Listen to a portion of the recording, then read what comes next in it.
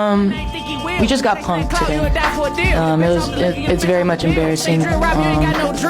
Very different than your parents, because your parents don't want you to fail and they don't want you to be uncomfortable. They do everything in their power to make sure you don't feel the pain that they felt growing up. And it's probably the biggest mistake, because they're gonna fail. I tell them I love you enough to allow you to fail. I do. I love you enough to allow you to hurt. I love you enough for you to have a bad game or bad month or even a bad season. Because if you're trying to get to the next level, you're gonna have those days. And if you can't operate in that space, then you're not gonna be at that next level. And that's not just basketball, that's just anything. You're gonna have bad days that you're gonna have to just fight through, because the competition is waiting. They're waiting for you to fail so they can scoop in and take your raise or take your space. And that's what I try to prepare our players for. What in the world was that? What did I just witness earlier today at 11 a.m. my time, New Mexico? When South Carolina, not only did they get defeated, they got humiliated, obliterated, and embarrassed in front of everybody by UConn. And what makes this game even more worse on South Carolina is the fact that this was a home game. They were not away. Guys, UConn just defeated South Carolina at their court in the first time since 71 games. South Carolina was on a 71 home game winning streak, meaning they won all 71 of their games in a consecutive row when they played at home on their home court. UConn just came through and just tore that streak apart. There's a lot to be said about this game, but what I believe it mainly comes down to, the reason why South Carolina lost, when it came to them versus the UConn Huskies, was there was absolutely no defense, and it was making me mad, guys. First of all, it's like this. Before I get into the game stats, let me just tell you what I remember fresh off my mind, okay? How is it possible that AZ Fudd, again, guys, now, let me set the scene. Let me paint the picture. AZ Fudd has been in rehab longer than she's been on the court. This young woman, AZ Fudd, has had so many injuries, so many setbacks regarding her injuries and her health, that she has spent more time in being rehabilitated, okay, for her torn ACLs, torn meniscus, torn MCLs, and everything else that had happened to her, okay? She spent more time in rehab than she did on the court. Okay, this is a young woman who, she spent so much time getting battered and beaten and like just being so injury prone and always recovering from injuries. She had to actually go and see a sports psychologist due to, how unstable her future basketball career could be in the WNBA, let alone right now in the present as it pertains to her collegiate level basketball career. AZ Fudd has played less games than she has actually played games. And y'all let AZ Fudd, with the weak Derrick Rose knees, drop 87 points on y'all, along with her teammates. Something has gone terribly wrong in South Carolina.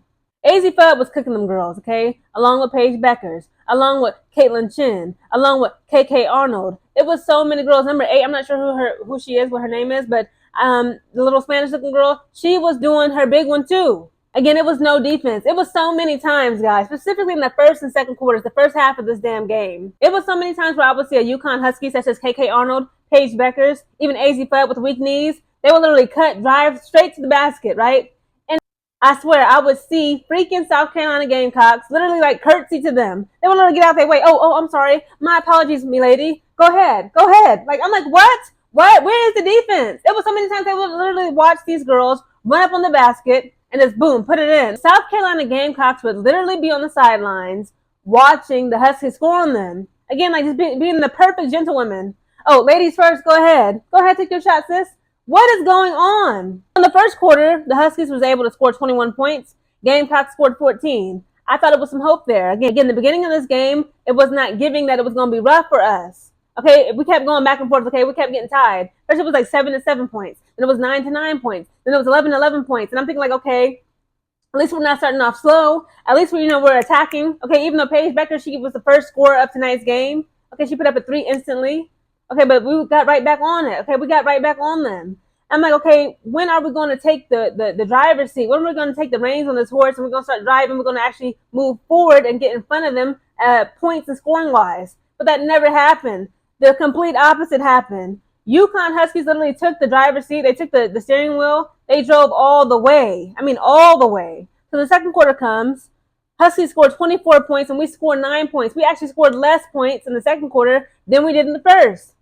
The first half of this game ends and it's time for halftime. The Huskies have 45 points and the Gamecocks, we only had 23 points. I'm scared. I'm panicking, but I'm like, you know what?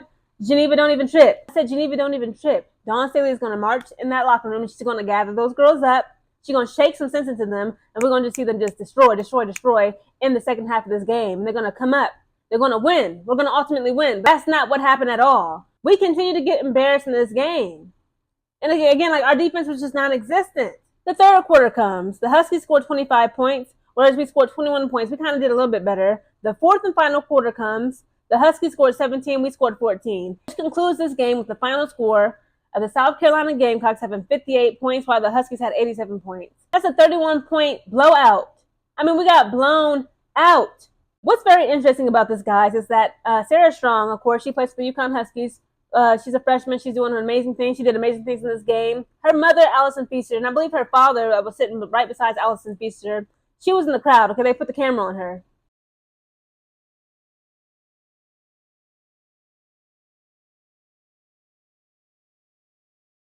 What I find interesting is that just yesterday, it was a pregame interview that Dawn Staley did about the upcoming game being UConn versus the Gamecocks. And she said that she actually was trying to recruit, the program wanted to recruit Sarah Strong because, guys, fun fact, Dawn Staley was once teammates with Allison Feaster, okay? They go way back. They both were teammates for the Charlotte Sting. Again, that was a WNBA team that is no longer exists, okay? It has been since dissolved as a team. But isn't that crazy that just puts into perspective how crazy this is and kind of like how old Dawn Staley probably felt. It's like, I'm watching my team get destroyed by a team which contains a player who, at 18 years old as a freshman, I actually played in the WNBA with her mom, being Allison Feaster. That has to be like a total, like, mind thing. Like, what in the world? Like, you're supposed to play with us. But for whatever reason, I got to read the interview again. Sarah Strong and her mom, Allison Feaster, her family, they decided to go to UConn, have her commit to UConn instead of the South Carolina Gamecocks. Because, again, she is amazing. If you look at her in her face, you can really see, like, she looks a lot like her mom, Allison Feaster. They said once she loses that baby fat, not to be like disrespectful, not saying that she's fat or chubby, but once she loses like that youthfulness, that baby fat, she gets like a little bit more muscles on her. They said, listen, mark my words, Sarah Strong is going to be the new Maya Moore. She already looks like her and plays like her too. Let's talk about the individual stats, okay, for the players. So Sarah Strong on the UConn Huskies, she had 16 points, 4 assists, 13 rebounds. Paige Becker, she put up 12 points, 10 assists, and 7 rebounds. I thought Paige Becker scored more than that. That's crazy. Now, AZ Fudd, okay, a.k.a. Derrick Rose, the girl with the weak knees. AZ Fudd put up 28 points, 2 assists, and 5 rebounds.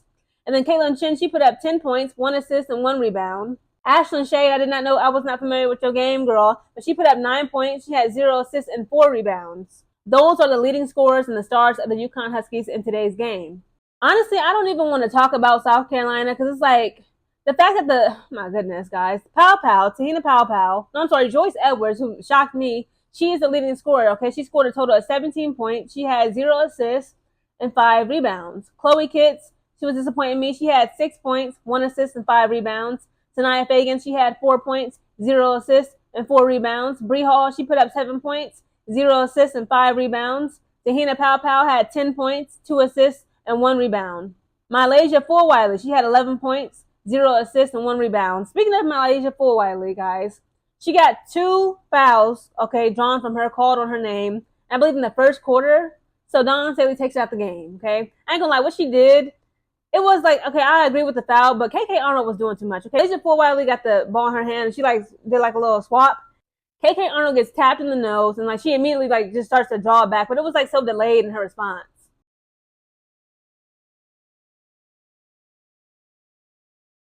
She had to sell it. Again, it is what it is. This is basketball. She had to embellish the foul to actually be able to capitalize on that foul.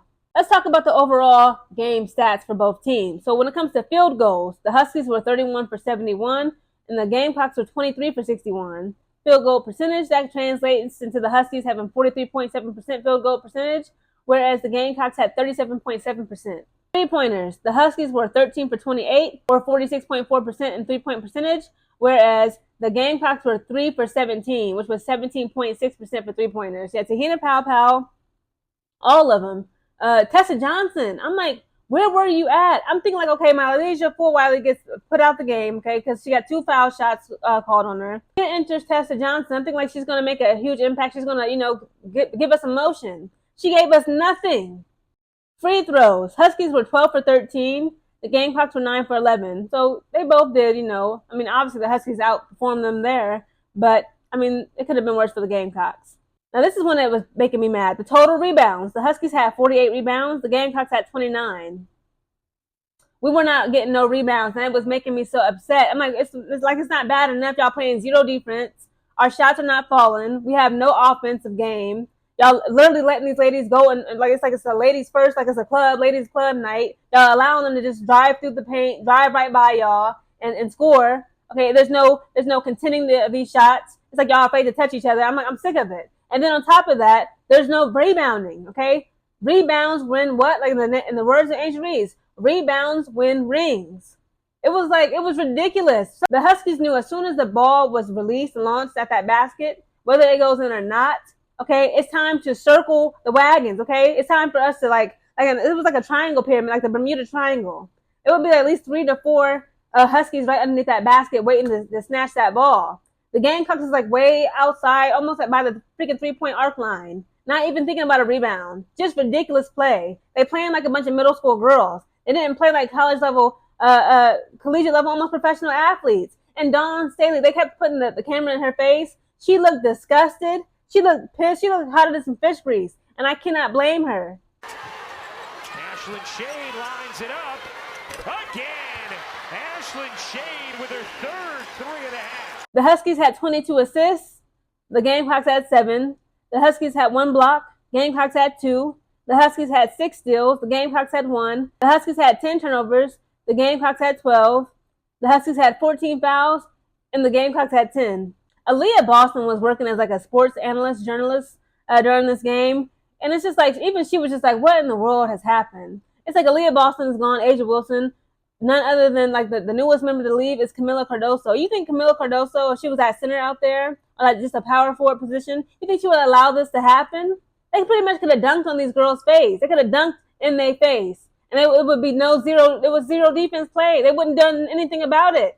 I'm sorry, I don't want to be pessimistic again. I understand that, things happen and, but it's this is our second loss in 1 week. Okay, we just got did. The UConn Huskies did the Gamecocks like the Eagles did the Chiefs during last week's Super Bowl. Remember how the Chiefs was just getting dominated and it took them to the third quarter to score? And it was just it was just embarrassing and they got humiliated. That's exactly what just happened in women's college basketball today. The UConn Huskies represent the Eagles and the Gamecocks represent the Chiefs. They just got blown off the court. I don't want to be pessimistic or sound like, I'm wishing this on them. But again, I've been seeing a pattern in them for at least a month and some change now.